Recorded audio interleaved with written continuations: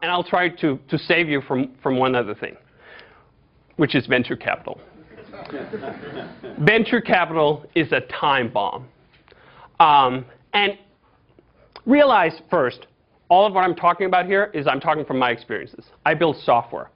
Again, I don't build factories in India that cost $1 billion. I don't have all of this infrastructure cost. I don't need any of all that ramp up. I'm talking about software, Web 2.0, blah, blah, blah, blah, blah. In this industry, venture capital is absolutely a time bomb, and it's probably the most harmful thing you can do to a new business, is to accept venture capital up front. And I'll tell you why. At first, it sounds like it's a really good idea. Like, if I didn't take venture capital, well, I wouldn't have any money, and we would only be us 3 people, and we would actually, like, how are we going to live? Good question. Now, if you take venture capital, you've got millions. You've probably got a runway of years. You don't have to worry about tomorrow. You can worry about 3 years from now, because tomorrow doesn't really matter. You have $5 million in the bank. Who cares? Even better, it's not your money. You get to spend other people's money for a sustained period of time, and the worst that can happen is that you waste 5 years of your life.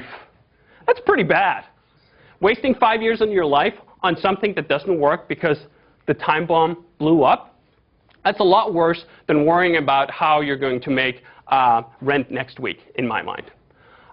So the trade-off is sort of, are you going to have to pay now, where you actually have to prove that your idea is good enough that it can be profitable and that it can be self-sustainable? Or are you going to have to pay 5 years from now when you realize that the time bomb blew up? Now the venture capitalists own your company, and they've just pushed you out, and you have nothing to show for 5 years of effort. That's sort of the worst case scenario. But it happens a lot more often than you'd think.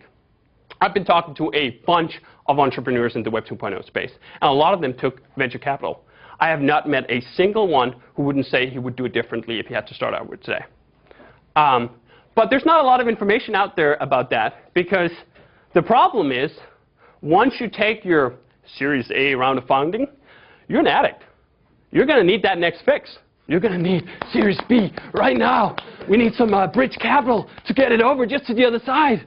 And when you're in that situation and you're an addict, it's a pretty bad idea to piss off your dealer by saying, I should never have gotten into this in the first place. I'm so sorry.